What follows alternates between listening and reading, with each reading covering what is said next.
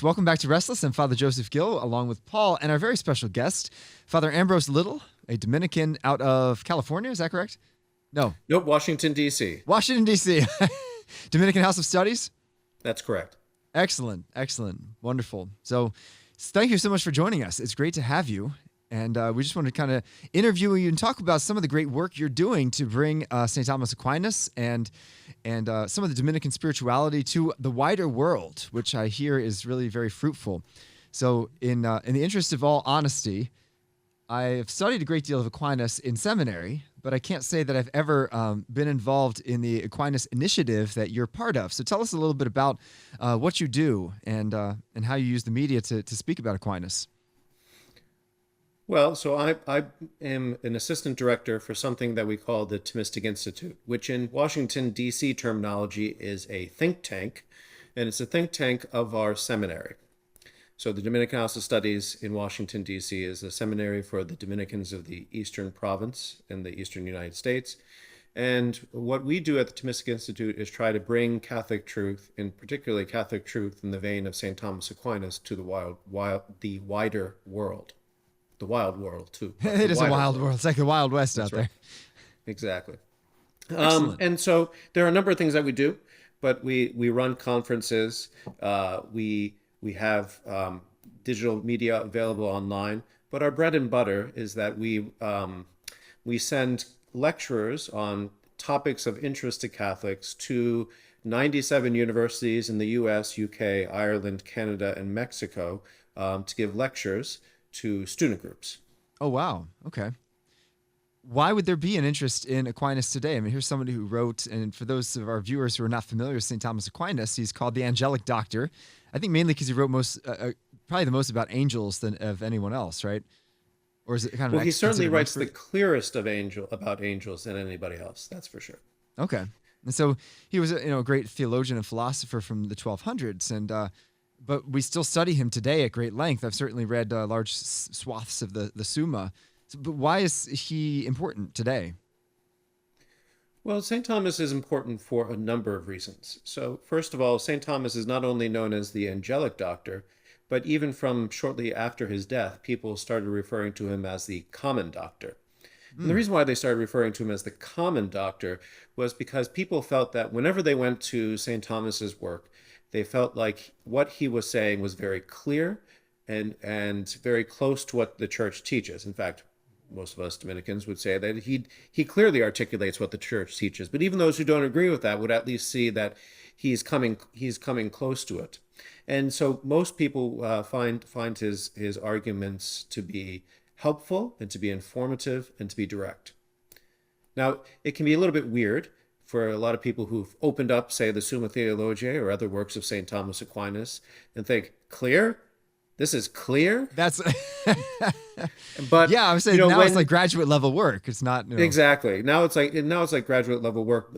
But nevertheless, if you can pick apart his arguments and see how he explains things in a particular order, once that is done, people begin to see, oh, this is very clear. And as a result, there's a lot of interest in it, not just in Catholic circles, but St. Thomas Aquinas is one of the few Catholic theologians that you will see cited in some secular philosophy classes. And there is also a large following of his in Protestant circles as well. Well, that's good to hear. I would say I agree with you in that, having read St. Bonaventure and some of the other scholastic works, Aquinas did come across as the most easily accessible. For certain. Have you ever studied Aquinas or read anything by him? Not formally, but certainly I've read a lot about him. Usually it's in spurts. So I've done things on like 7 deadly sins or something like that, and gone through each part of the Summa and looked at kind of how he explains each one, and he always gives kind of practical advice too, almost in the Summa. So I've done a lot of that over time, and certainly the 5 ways and things like that.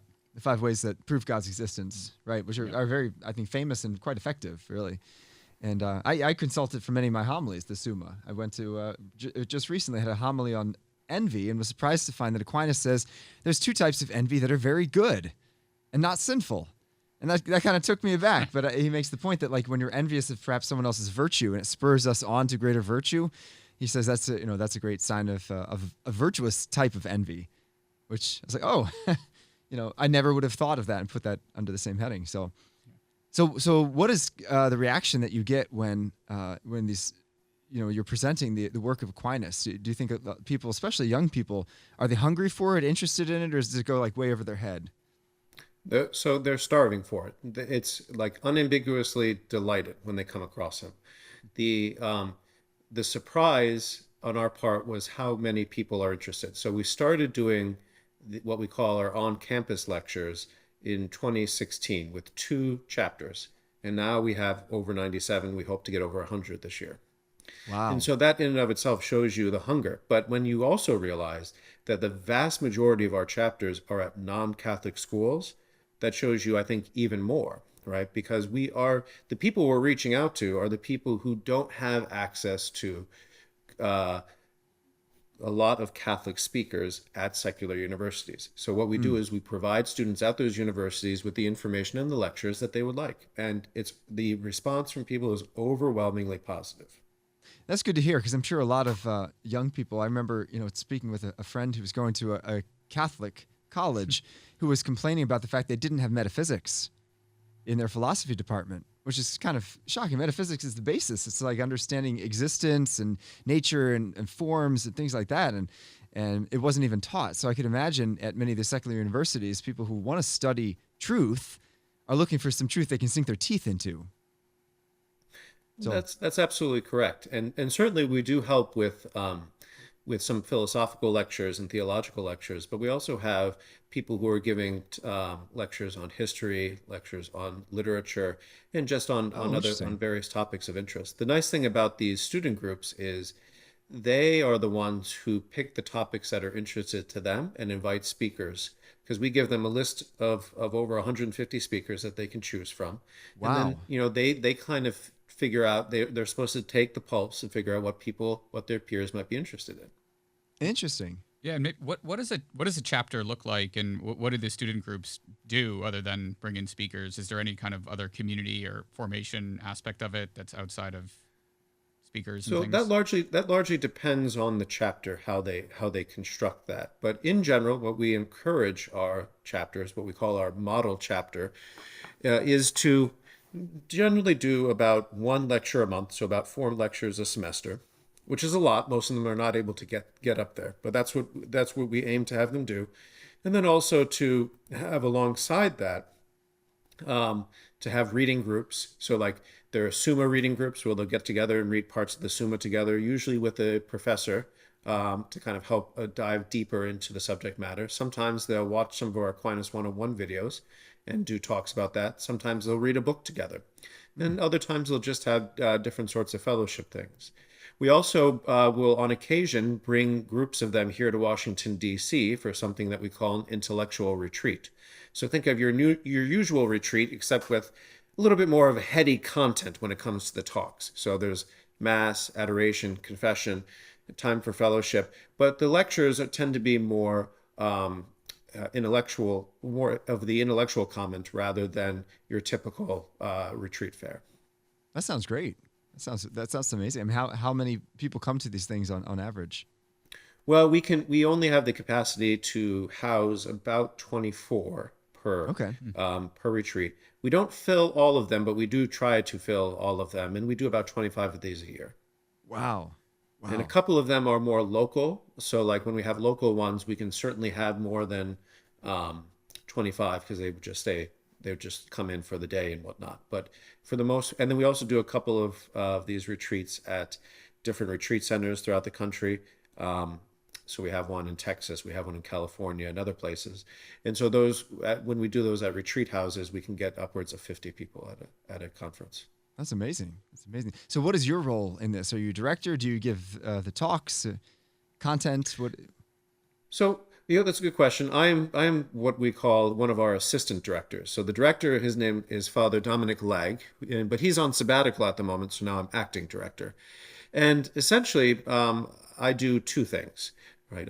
I'm first of all an advisor to the director, so he consults with me on a number of issues, and then related to like where we're going, what our staff is doing, what kind of things we're planning for the future, all those sorts of things. But I do give some lectures. I'm going to be actually going off to the University of California, Berkeley, in mid-October on the 18th. I'll be giving a lecture there. I'm in charge primarily of our science and faith initiatives. So we have several different types of initiatives here at the Thomistic Institute. One of them, what we do is we gather together all of our science and faith initiatives and call it the Scientia Project. And that's largely one of the things that I'm in charge of.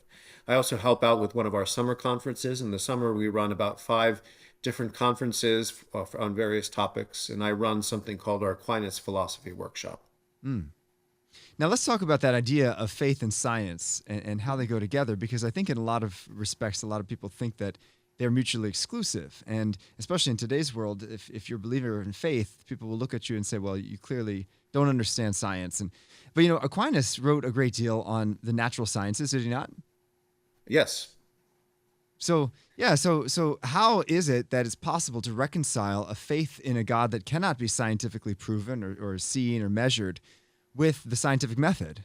I mean, obviously as Christians, we know that faith and science are not in opposition. But what would you say to somebody who perhaps a young Catholic who has a desire to go into the sciences and is afraid of losing their faith? Yeah, that's a good question. We have a number of ways of talking about this. So first of all, I would point to our Aquinas 101 series. So Aquinas 101 is a YouTube series that we have, and that we've just recently put out a free digital learning platform to kind of make it more easily accessible. And in season 2 of our series, we have a whole we go through all of the science and faith questions, basically over the larger ones. And we have not only our friars talking about how science and faith can come together, but we also have scientists from top universities in the United States giving lectures also on how their faith interacts with their work as scientists. So that's the first place I would send them. But the second thing I would remark is that the idea that faith and science contradict is a widely held belief that's not very well grounded. And it largely comes out of anti-Catholic polemics from the 18th century that became anti-religious polemics in the hands of Enlightenment thinkers. And they tended to use a couple of instances that were, a couple of instances in history that were in fact problematic. So for instance, the Galileo affair and things like that. But in general, and so they take those stories and then they create this narrative of conflict, trying to separate the work of science from the work of believers. Mm-hmm. But when you look at the history of science, what you realize is that, in fact, the Catholic Church and believers were deeply involved in scientific investigation and scientific progress. Sure. And we can see this, I think, simply if I point out that 3 contemporary fields of science were founded, or the founding principles were established by Catholic priests, including one who was a bishop. So our theory of geology was the principles of geology, basically, which it sounds so simple that we would say, why would anybody need to discover this? But this was actually a major question. When we'd say that the reason why the rocks are stratified in the way that they are is because, of course, they collected over a long period of time. And so one of the questions that they have to answer is, well, what time relationship do each of the strata have? And then the theories and the principles behind how different rock strata are related to one another was developed by this guy, Nicholas Steno, who eventually became a Catholic bishop. He was a convert to the faith because he was working in the Medici court and came across Catholics, converted to the faith, and eventually pursued a career as a priest, and then also as a missionary bishop in his native lands of Denmark and whatnot. That might be the only convert the Medici's ever made. You'd be surprised, but they have a reputation. That's probably it's an interesting history, that's for sure. But we also have 2 other priests too that were involved in very important sciences. We think of Gregor Mendel and his theory of genetics and inheritance.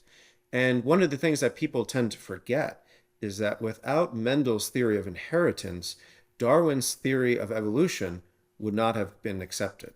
That's a great point. One of the biggest criticisms of evolution in the early days was that Darwin didn't have a theory of inheritance that would explain why it is that certain privileged traits would be passed on to later generations. But Mendel came up with that theory.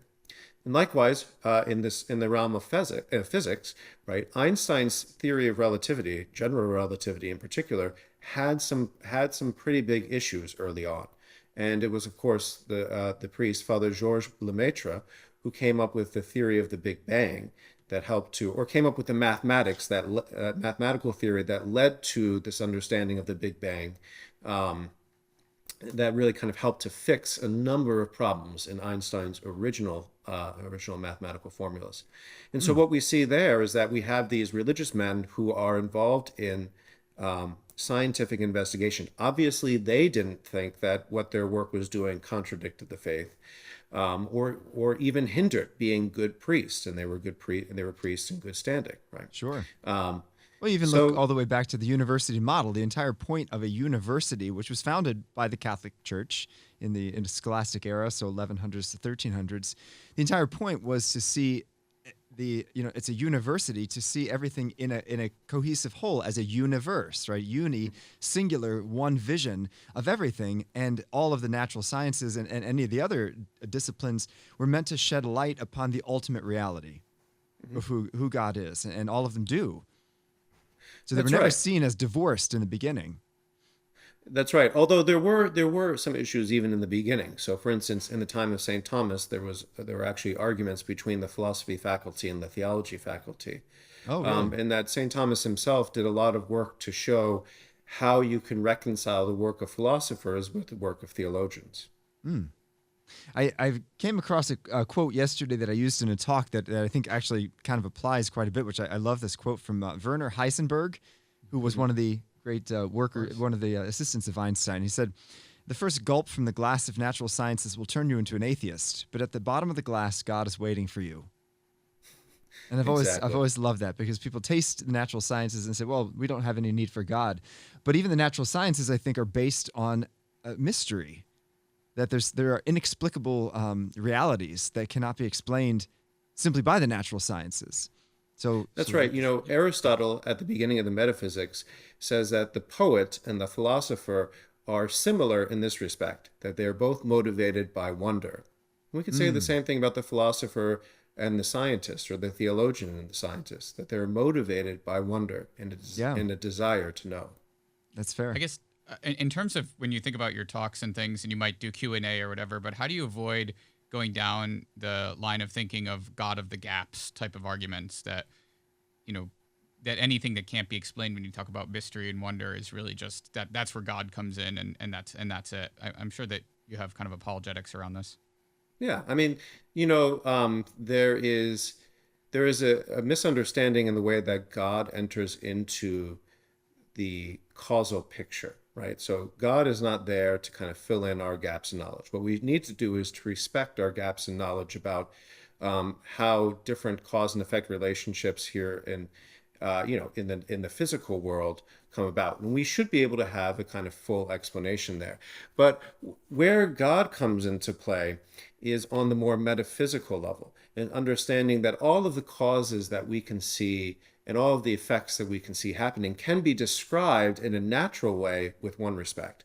But one of the things that we also have to recognize, and the reason why that, say, for instance, the 5 ways work, is that that a lot of our physical principles are grounded in metaphysical principles, and that those metaphysical principles point to an origin that explains everything but needs no explanation. And that's where the understanding of God comes into play, is that God causes all things to cause other things in their own natural way. So we talk about a relationship between first and second causality, that in a way God does really cause everything to happen, but that everything that we see in this world also has a real causal effect. And it can do that precisely because God created the world in the way that it is, and it causes us to be in the way that we are now. This can get a little bit complicated, but we have to recognize that God's causality is not meant to replace natural causality, but to explain natural causality. Right, And it's that's not the in competition. Key. Exactly. So, like, the God of the gaps is where you kind of plug God into a place where a natural cause should be. Whereas, where God's proper causal place is as kind of the creator of all. I think this is really, this was seen, I think, clearly in a book written by the new atheist physicist Lawrence Krauss, who wrote a book called Why Can Something Come from Nothing? Or Why Does Something Come from Nothing? And he kind of gives you a basic physicist overview of the origins of the universe, going all the way back to the Big Bang. And then when he gets back to the Big Bang, he says, and the Big Bang was caused by the initial conditions, and those are basically nothing. Therefore, something comes from nothing.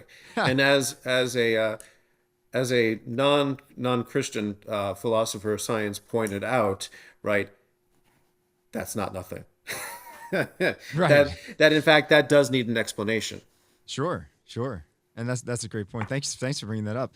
So I'd love to hear more about your particular draw to the Dominican order and perhaps your vocation story, because the Dominicans are a wonderful order, and I know Father Justin Bolger from your province quite well. He is actually the lead singer in a band that the Dominicans have called the Hillbilly Thomists, which is quite cool. And Justin and I were actually at the same home parish growing up together, so I knew his family quite well. But so what made you decide on the Dominicans? Where did you feel you were called to the priesthood? And tell us about that. Well, that's as with most of these things, it's a little bit complicated. I will say that I first heard about the Dominicans because my grandmother's brother was a Dominican. Okay. And actually in the world I was named after him. And so his memory, he died when I was very young, but his memory was very prevalent throughout my childhood. And when I went to college, I came actually here to DC, to the Catholic University of America. And our house of studies is literally across the street from Catholic University. So when we pulled in, my mother looked over and saw the Dominican House of Studies. And she said, you go over there and find somebody who knew your uncle. So I did. And I came over and I knocked on the door and I found somebody, in fact, by divine providence, who had met him before. And we chatted, and I ended up coming over to the House of Studies frequently during my time in college. So that's what did you go to my college? first introduction. What did you go to college to study initially? I went to college to study theology and religious studies. Okay, so there's already an inkling of God kind of working in your life. And That's right. I'd had a really kind of like deepening of my faith in high school, and it was partially my introduction to St. Thomas Aquinas that made me realize you could do a serious study of God, like an intellectual study of God, and that began to pique my interest. But when I went to Catholic University, I realized that in fact what I really loved, even though I love talking about God and I love theology, what in fact I really loved was philosophy. And the School of Philosophy at the Catholic University of America is a wonderful program that has a great Thomistic tradition. And I really got to dive into St. Thomas's philosophy and also into some of his theology as well in my college years. And so that really kind of deepened my faith and also deepened my interest in academic work. And so with my interaction with the Dominicans and my deep interest in the philosophy and the theology of St. Thomas Aquinas, this was a very natural fit. I would also say that, one of the benefits of joining a mendicant religious order is you have a lot of the practices that are part of the life of a monk, which I always found very attractive. But you also have an active ministry. And in our case, you can have an active ministry of preaching. You can also have an active ministry in teaching. And then also, of course, there's a lot of opportunity for pastoral work in our life as well. We have a number of my classmates are now pastors or working in parishes and whatnot. Nice. It's so beautiful to hear stories like that, because I know Aquinas talks about how God draws the soul through truth, beauty, or goodness. And although all three are, aspects of kind of like different facets of the same diamond, yet I think there's one way in which each one of us is primarily drawn to God. And for me, it's always been beauty. I've never needed an argument for God's existence when I see a sunset or hear a Vivaldi symphony, but it sounds like you were very drawn to God by truth. Absolutely. I also have a great love of the beauty of the church as well. But yeah, no, it was I'm afraid I'm just a big old nerd. And when I started hearing those arguments and realized you could actually kind of come to an understanding of God in a small way through intellectual activity, I got hooked. I guess, have you had, you do a lot in science and faith. Have you had any kind of more formal, maybe in the secular sense, sort of science studies as well along the way? No, not too many formal study experiences. I did have one. For a while before I went off for my PhD, I was teaching. I had a master's, what we call a license in philosophy, and I was teaching at Providence College to see if teaching was going to be a good fit for me in the future. And while there, one of our brethren, who is a biologist with a degree from MIT, was running a lab at Providence College. And for a semester, I was basically a lab rat with him. So I was trying to figure out how scientists go about doing lab style research. And so I got that experience. But most of my science knowledge comes from reading, comes from talking with and interacting with very serious scientists. Staying in my lane, of course, but nevertheless being very interested in the science stuff. Yeah. So I know that on your on the website channel of of the Aquinas 101, you have listener questions. Ask a friar, right? Who they submit. Are there any themes that you see quite a bit come up in these? I'm just kind of curious, what particularly because I'd imagine that these videos resonate very much with young adults, and like what are they asking? What kind of questions are they hungry to know the answer to? Well, so the questions that we get in our comm boxes and other things tend to be related to the video. So some of them will be some of them will ask clarifying questions about the video, but some of them will just be like random questions that they feel like they don't have a good answer to. But the two biggest ones that people tend to ask about are questions related to the problem of evil and questions about angels and demons. And so that is fascinating in today's world. That's right. Then you get all the kind of like random questions, which I find rather delightful. Like does spaghetti sauce show up in your white habit? Well, yes. Although I don't tend to answer those types of questions, but yes, okay. We do get those. I just filmed one. What's today? Tuesday. I just filmed one yesterday where somebody was asked a question about like how do we know we're not in the Matrix? Oh, interesting. That's funny. I teach at a classical Catholic high school in Stamford, Connecticut, and we actually had that exact discussion today.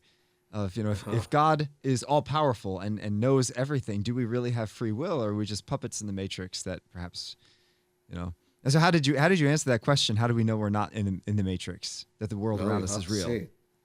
Okay. There you go. It'll come out towards the end of the month. So. Okay, we'll definitely tune in. That sounds good. Yeah.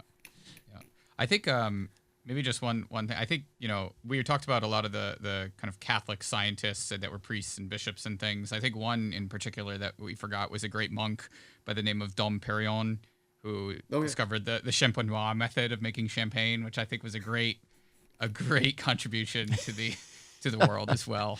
Well, it was the Catholic monks that made beer and chartreuse, all sorts of. Alcohol. That's right. When you think of all the different ways in which Catholic religious orders and monasteries in particular added to our culinary good, we can be grateful, among other things, of course. Right. And that's where Mendel, that's what Mendel was doing, right? He was crossing peas and things like that. I think he was a botanist by trade, so. Right. That's right. That's right. Although he was also trained to be more of a kind of a science researcher, which was very common in monasteries, for sure. Okay. So my last question for you is, if somebody would like to learn more about Aquinas, obviously they can go on Aquinas 101 and watch the videos. What other resources would you give them if they just want to dip their toes in? Because starting with the Summa is pretty dense, especially if you have to do it by yourself. So any other resources you think would be good, like easing into the Aquinas? To be honest with you, I mean, just to toot our own horn, I really do think that our Aquinas 101 videos are the easiest way, right? We have them in easy to access courses. Each video is 5 to 7 minutes long, so it comes in very easy chunks, and it explains step by step the sorts of things that you need to be able to start reading St. Thomas on your own. And I think that is by far the best and easiest way to begin to study St. Thomas. Great.